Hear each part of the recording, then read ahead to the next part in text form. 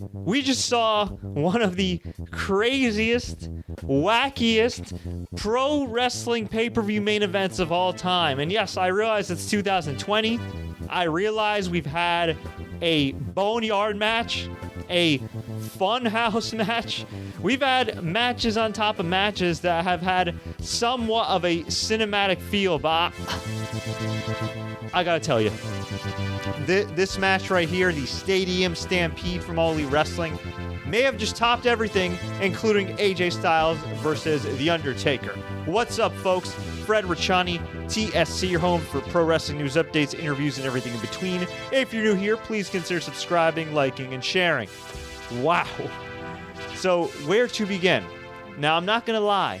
It's been a long time since this whole pandemic started and everything else, or at least it feels like a long time, since I've watched the pro wrestling show straight through. As you know, it's a little tough to watch empty arena wrestling. It was meant for a crowd. It's not the fault of the performers. You could also make the strong argument wrestling right now isn't essential compared to other small businesses, so on and so forth. But there's been a few things that have really kind of gotten me back into it, right?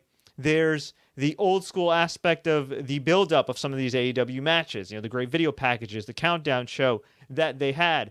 There's the involvement of Mike Tyson, the intrigue there presenting the TNT Championship. And, of course, there is the public news, of course, that AEW is indeed doing COVID-19 testing on a fairly regular basis, which, oh, by the way, I don't think WWE is doing right now, which made me feel a lot more comfortable watching AEW. And I finally, after a couple of months, decided, you know what?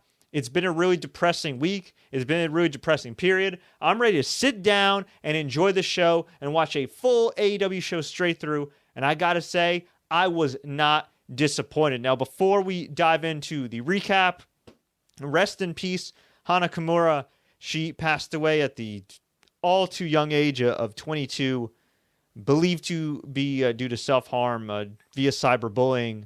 She was on a Netflix reality show, which I guess the way she was portrayed caused her to be harassed like crazy online, and just super tragic, super unfortunate. As somebody that's worked with the anti-bullying charity for over a decade, yeah, it hits close to home. It absolutely sucks, and there's no place for it. So God bless her. My deepest condolences go out to her loved ones. Just terrible. There'll be more to say about it, but man, just a huge loss in pro wrestling, a rising star. By all accounts, a wonderful young woman.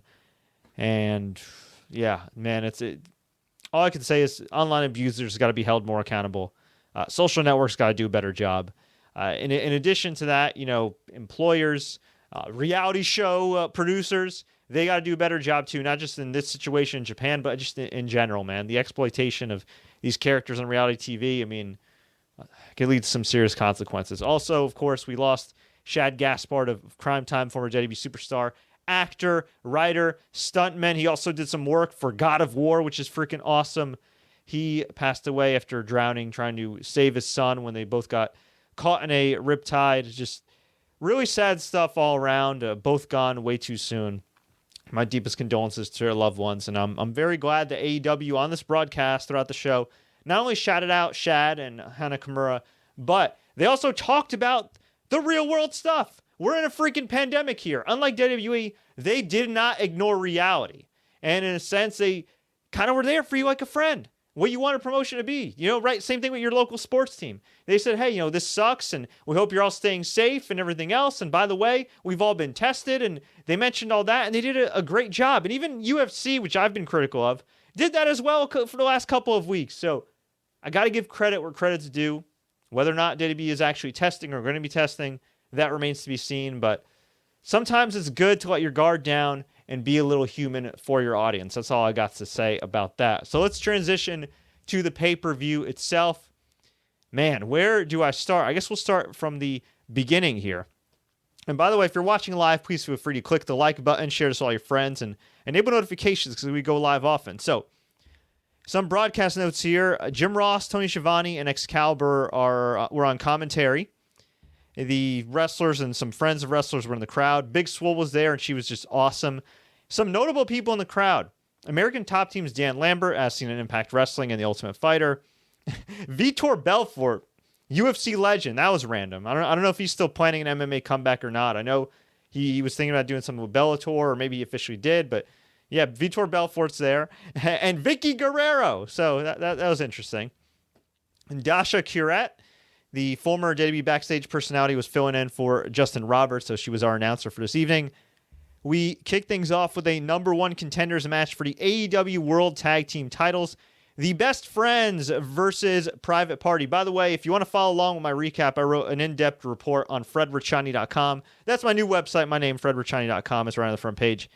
The Best Friends, Trent and Chuck Taylor, defeated Isaiah Cassidy and Mark Quinn to earn a title shot. They hit the strong zero double foot stomp slam for the win. Pretty good match here. I really liked it. I thought Private Party needed the win more because ever since they upset the Bucks a few months back in that great match on TV, they've kind of floundered for the most part. But if the long-term plan is to eventually put over Private Party and the current plan is not to take the tag titles off of Page and Omega right now, then I guess this makes sense. I wouldn't have Best Friends beat them right now, especially after tonight with the stadium match. I think if Hangman and Omega are going to drop the tag titles, they should do it to either Private Party or they should eventually drop them to the Young Bucks in a rematch of the epic match they had back in February. But really good stuff. We had a match that was very polarizing. This casino ladder match for the AEW World title shot.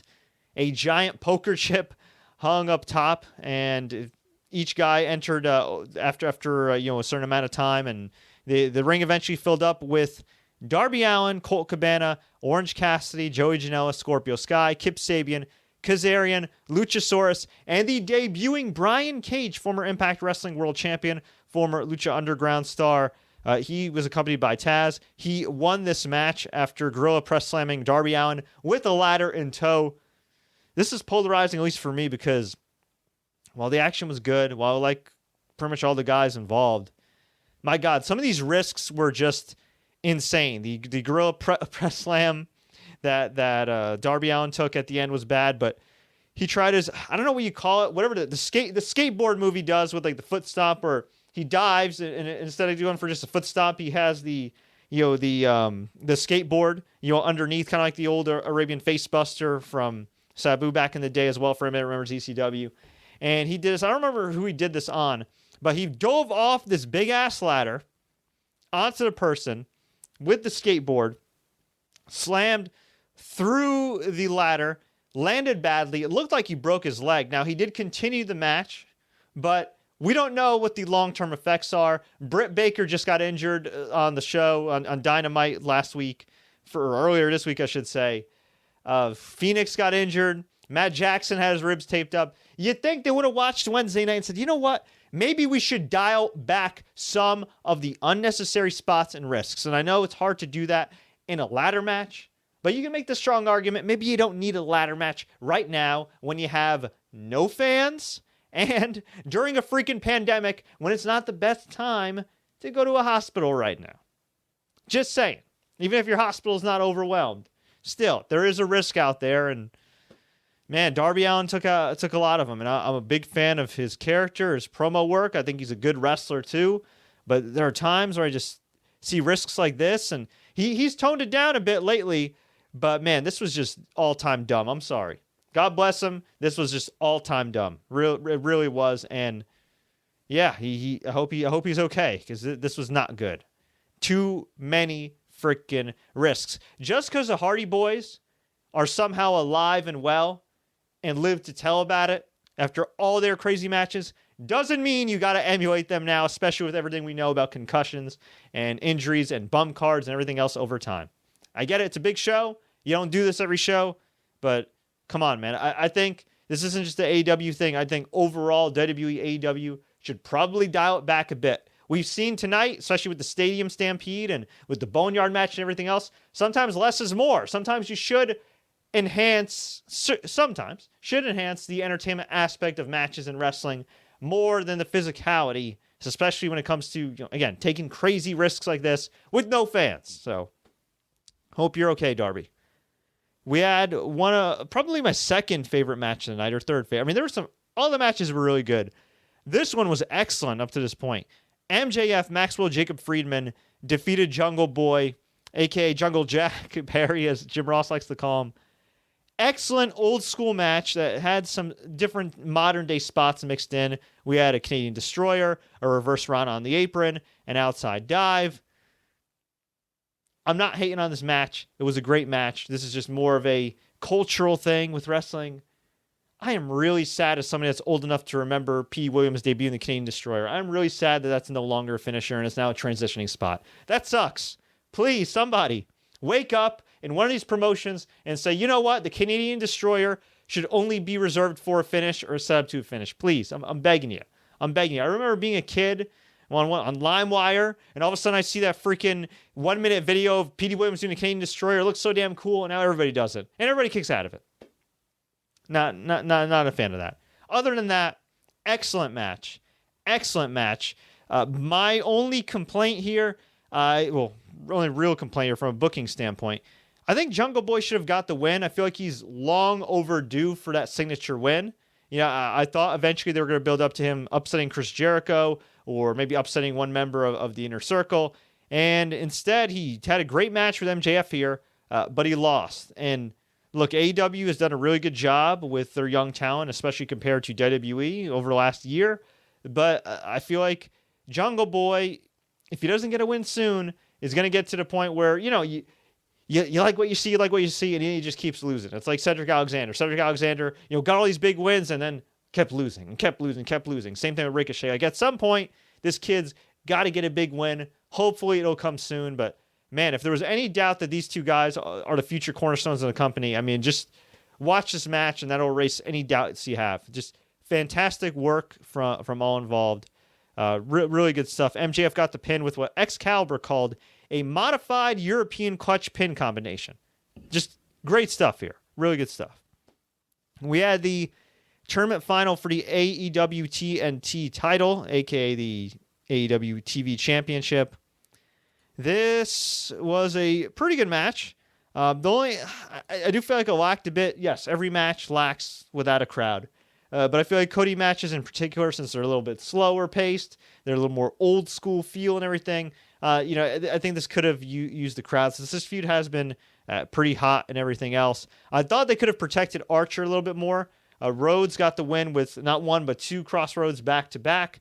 There was a brief distraction where Lance Archer was on the top, kind of like on the top rope, walking the top rope like old school, like The Undertaker, was distracted by Mike Tyson. But Mike Tyson didn't play a gigantic role in the match, and I was kind of hoping he'd play a bigger role, maybe knock somebody out. But still, match started off hot. Lance Archer threw Cody Rhodes into the crowd.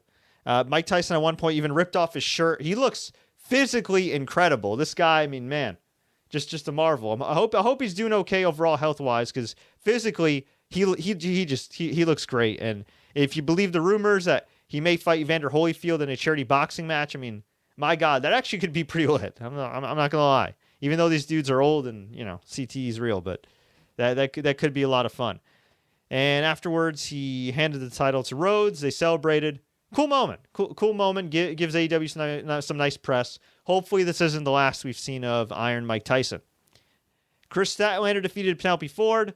Good match, just a little short. And Britt Baker, I think this was overshadowed by the sad Britt Baker news that she injured her knee. According to Dr. Michael Sampson, Britt Baker has a ligament and tendon tear along with a fracture, and she's going to be out for some time. She's going to address the fans on Wednesday Night Dynamite. I like that Sampson said, while her injuries are bad, the patient is worse. That was kind of funny. This was the low point of the show. Dustin Rhodes defeated Shawn Spears. Maybe I'm the only guy that likes Shawn Spears, but I really do think they could do more with the guy, and I thought they did a great job building him up last year at the original Double or Nothing show. Or was it Double or Nothing, or was it All Out? I don't remember which one it was. Whatever show it was. Maybe it wasn't Double or Nothing. Whatever the pay-per-view was he debuted last summer, he had that match with Cody Rhodes.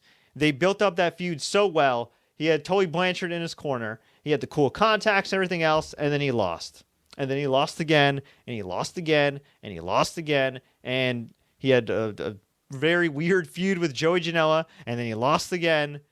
Then he was looking for a tag team partner, and that storyline magically got dropped. Look, I know Shawn Spears ain't Roman Reigns, okay? But you're obviously paying him some money. You obviously built him up well at the beginning. You obviously saw something in him. Throw him a bone. Something.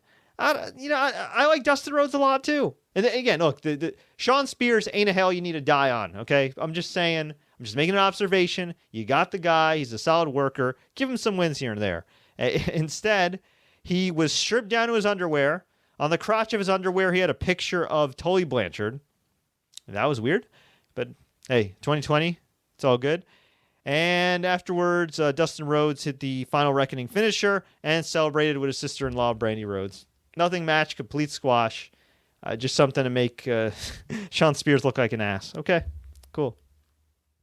We had an awesome... Well, actually, before this, we had the no DQ match. But before that, they paid tribute to Hana Kimura.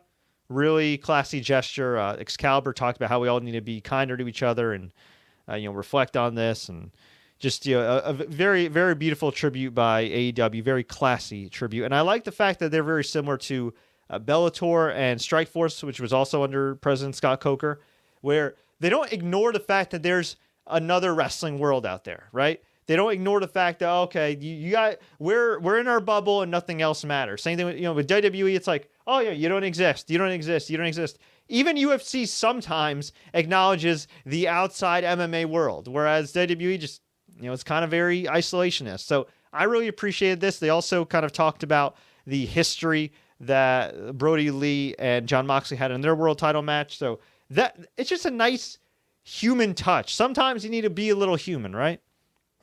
So we had a no DQ match for the AEW Women's title. Hikaru Shida defeated Nyla Rose to win it. Awesome match. I know I'm going to keep saying that, but this was an awesome match. Nyla Rose was the only woman coming in here that had pinned Shida in 2020 so far.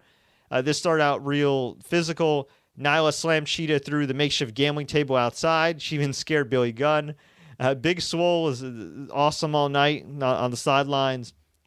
Nyla had possession of the kendo stick, but Shida eventually got it back. Lots of near falls here. Shida reversed the Beast Bomb with the Hurricanrana. She superplexed Nyla at one point, which was crazy. She hit a forearm shiver and the running knee for the win. Just really good stuff here. And afterwards, the announcers put over Shida as this very likable person. If you follow her on social media, she's so likable. She's learning English. She's learning American customs. She's vlogging about it. She's just like the most adorable person on earth. And on top of that, in the ring, she's an absolute badass and a great performer, great wrestler. And, from what I understand, she was friends with Hana Kimura, and they talked about that and what an emotional week it was for her and how this is such a nice moment. And afterwards, the announcers talked about, and I'm paraphrasing here, you can seek it out yourself to hear like Tony Schiavone, Jim Ross, Excalibur's official statements. But they essentially said, isn't it great that we have this beautiful art, this beautiful sport that is pro wrestling, that can keep our minds off of this and everything else? And they once again reiterated, hey, we've all been COVID-19 tested. I mean, it's just so reassuring, and I like that. I love that. That's the one thing you love about, if you're talking about just sports, your sports announcer, you want to feel like you know them, or your favorite podcaster. Like you want to feel, especially in times like these, right? You want to feel like that they care, that they're there for you, that they're right by your side. And I totally felt that way listening to these guys talk about the pandemic, talk about Hana Kimura, and talk about how this is such an emotional, great moment for Hikaru Shida. So well done by AEW. We then had the AEW World Title match. Another awesome match. Jon Moxley defeated Brody Lee, a.k.a. Luke Harper of the Dark Order, to retain the AEW World Title. Similarly to the Lance Archer match, a part of me thought that maybe they should have protected Harper a little bit more. I hate interference, but maybe had some crazy interference by, you know what I mean, or something. I'm not saying do a DQ or maybe do like a quick pinning combination, just something to keep the feud going and protect Harper down the road. But at the same time, as somebody that's been conditioned to see BS finish after BS finish in WWE, not lately, but, over the years, and to a lesser extent, Impact Wrestling in the old days back when they were relevant as TNA, this is a nice change of pace. It's nice to see people win clean here. And then, a lot of people kind of made a big deal about how, AEW said they were going to be more sports-based, and they haven't always been sports-based. Well, winning clean, a winner, a definitive winner, and a definitive loser, that's definitely sports-based. And, in all honesty, I really can't complain about that, I guess. So, Jon Moxley beat Brody Lee with a bulldog choke. The referee stopped the match. The announcers emphasized that technically Brody Lee didn't tap out, but the referee did save Brody Lee, kind of like a referee would in MMA. So that makes sense. They traded some hard shots. They suplexed each other through the ringside tables. They hit a double drop kick. There was an awesome spot where Moxley hit the paradigm shift, Dirty Deeds DDT through the ramp, or through the rampway, whatever, through the wood. Lee was busted open. Feels weird calling him Lee. I want to call him Harper. And then he got caught on the bulldog choke. Referee stopped the match. Awesome stuff. And yeah, I don't think that Lee should have won the title yet. Way too soon. Moxley's got momentum. Moxley is arguably their biggest star other than Chris Jericho. Keep him protected. I think they should keep the title on him until they could run shows in front of like a real crowd again. I mean, he's on fire. He's on fire. He carries himself like the badass he should have been portrayed as in WWE. And it's just a pleasure to continue to watch him grow in AEW, because he was a guy for a while that seemed to lose his passion, seemed to lose his desire. It was just running through the motions. And in AEW, he's a different guy, and he's a great guy.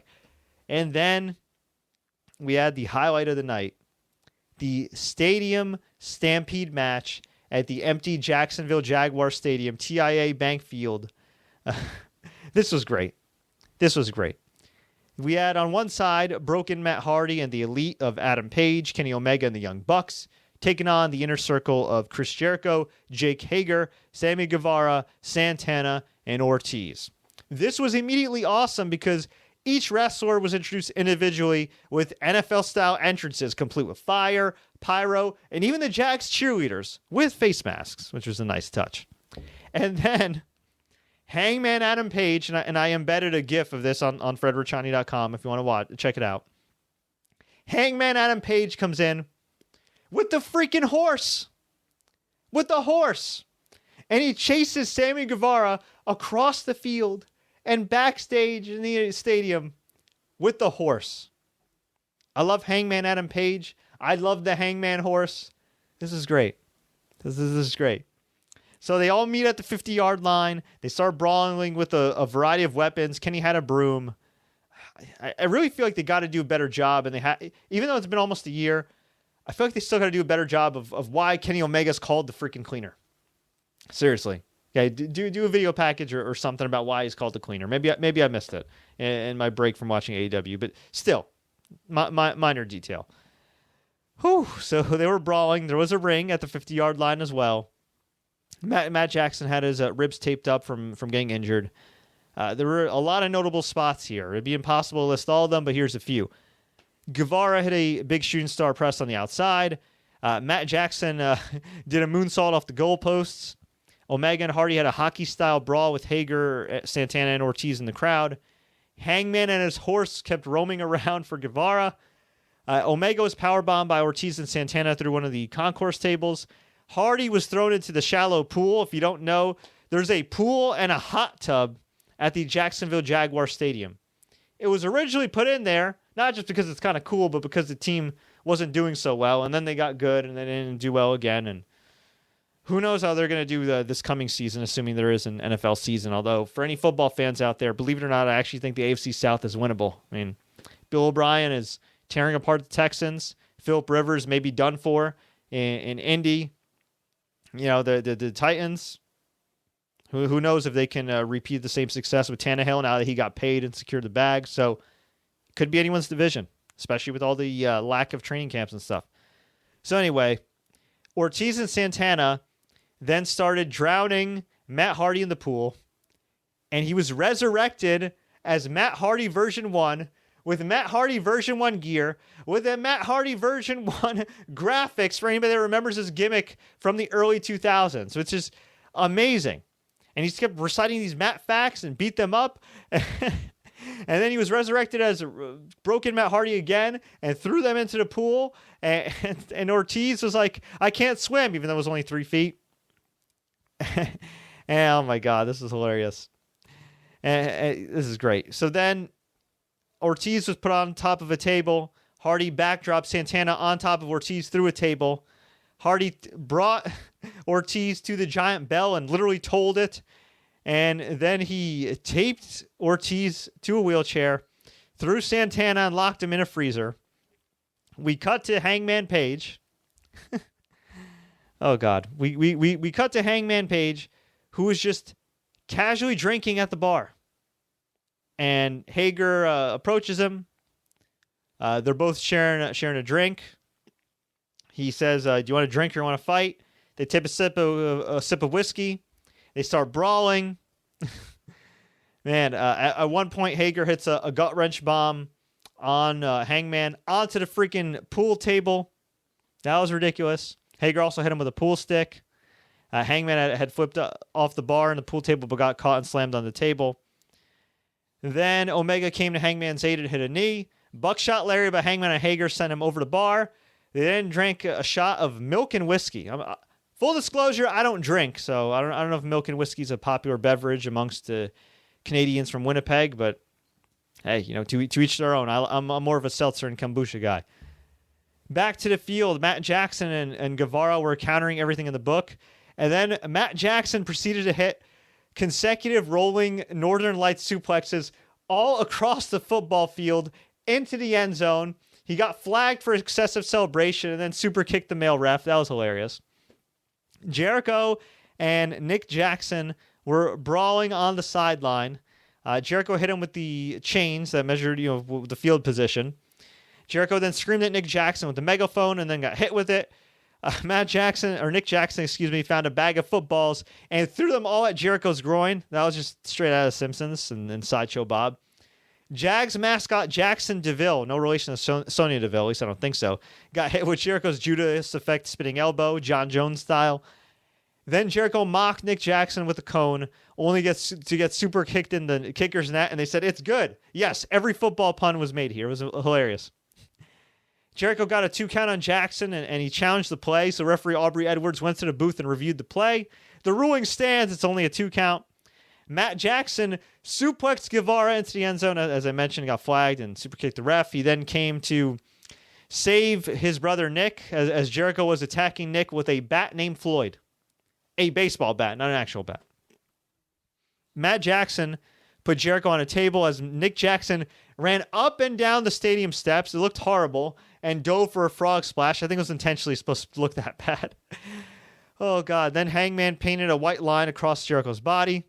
We then cut to Sammy Guevara, who's crawling to safety across the field, but he accidentally set off the sprinklers. He comes to his senses and thinks, hey, I won. But he was wrong, and then all of a sudden, reminiscent of the scene a few weeks ago on AEW Dynamite, Hardy and Omega are driving a golf cart. And Sammy Guevara's life flashes before his very eyes. He goes, oh my freaking God. He tries to run. He runs up the stadium. This is great. And then Hardy brawls with him. Hardy starts to get choked by Guevara, but he's distracted by Hardy's new drone, Neo-1, N-E-O-1. It stands for, I don't know what the acronym stands for, whatever. Vanguard 1, you may recall, got destroyed. And then Omega hits a massive one-winged angel from the stadium seating all the way down to the field level platform through some type of, I don't know if it was crash pad or what. It wasn't a table. It was like some wooded area. It looked like where they'd set up if NFL Network was on site covering this game. And then Omega got the pin. 1, 2, 3. Team Elite wins. We got the celebratory Gatorade bath. This was a spectacle. And Team Elite wins. This was fantastic. We also got an announcement about All Out. The All Out pay-per-view is set for September 5th. That is a Saturday. The location is to be determined. That is going to be taking place Labor Day weekend. Wow. Overall, massive thumbs up for AEW Double or Nothing 2020. This was the distraction, the positivity, the wackiness, the action that all us wrestling fans needed during these insanely trying and at times very tragic times. So thank you, Tony Khan. Thank you, AEW.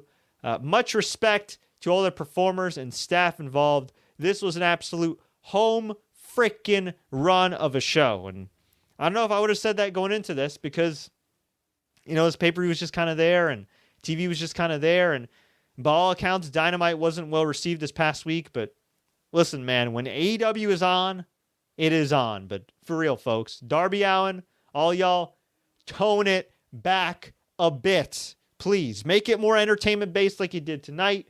Limit some of the risks like we saw in that ladder match and everything else. Okay? Have as many controlled risks or calculated risks as humanly possible. Not the skateboard thing, man. You got to dial it back. I'm sorry, Darby. You got to dial it back. As somebody that's a fan that wants to see you live and prosper long after wrestling, please dial it back. But overall, massive thumbs up. So let's go to the live stream here. Oof Boy says, this was a 10 out of 10. Telvin Kipapa, my Hawaiian brother, says, awesome event from top to bottom. First wrestling pay-per-view I've bought since WrestleMania 29. I was there live for that. It was 2013. Wow. WrestleMania 29. This was definitely worth it. LimeWire's where I got my songs back in the day. Yeah, the struggle was real. Sean Spears really needs a win on the roster. I agree. What a freaking amazing main event. And also shout out to the new AEW Women's Champion, Hikaru Shida. Yep. Michael Appel loves the show. TK says, Moxley versus Cage program should be fun. That's right. Brian Cage earned a world title shot. He'll be getting that down the road. The other thing that might be a turnoff, not for me, but for some other people, maybe younger fans aren't familiar with some of these older wrestlers, understandably so. There's a lot of managers. There's a lot of older wrestlers managing talent. And I love managers. Believe me, I love managers. But they might want to tone that down a bit. Also, the spot where Arn Anderson gets tossed out of ringside. This guy gets tossed out of ringside. That girl gets tossed out of ringside. They got to dial that back a bit too. It's getting a little overboard. It's getting a little too reoccurring in my opinion. That Give Me a Hell Yeah podcast says, that was a lot of fun and Moxley is way fresher in AEW than he is in WWE. I agree. Totally agree. I could watch a full 3 hours of Stadium Stampede. Yep. Matt Fact version 1. Matt is a former Cruiserweight champion. Terrence Sullivan says, sounds like a great show. My Miami Hurricane brother, it was a great show, and if you have a chance to watch it, brother, I would definitely catch it. Mike Spangler says, I love that Hangman Page had a horse. David Schneider says, the horse made its AEW debut. That was definitely worth my $50. Great job, AEW. David Darnielle says, I paid $50 and literally got to watch 13 minutes of it because I came in late and it won't let me watch from the start. That is not good. So for anybody that's listening right now from BR Live or AEW or whatever, please fix that because my boy ordered this pay-per-view. He wants to watch it, and it's a damn shame if he can't watch the pay-per-view and can't watch it on replay. David Darnielle said, please kindly fix that. Man, but overall, what can I say? Fantastic show. Folks, if you enjoyed this recap show, whether you're watching on YouTube and Facebook or listening on the podcast feed, we appreciate it if you would subscribe. We'd appreciate it if you would check out our new website, FredRichani.com. That's my name, FredRichani.com. We'll be doing a lot more wrestling coverage on there. I missed writing. I missed having a website, so we just launched this past week. I hope you can support us. Please don't forget, whether you have this on podcast feed or whether you're on YouTube or wherever, please be sure to enable notifications so you know anytime we have a new podcast up, anytime we have a live show, any breaking news, please enable notifications so we can have you covered from top to bottom. Until then, folks, please stay safe. May God rest Hana Kimura's soul. May God rest Shad Gaspard's soul. Again, my deepest condolences, go out to all the families, all the loved ones, all the fans affected. For everybody that's affected by the pandemic, please be kind to each other, be there for each other. Enough of this BS of, oh, wear a mask, no, stop the BS, all right? Be kind to each other, be nice to one another, spread some positivity, do your part to pay it forward any way you can. God bless y'all. I love y'all so much. Thank you so much for the support. And until next time, you know how it ends. As always, enjoy the matches.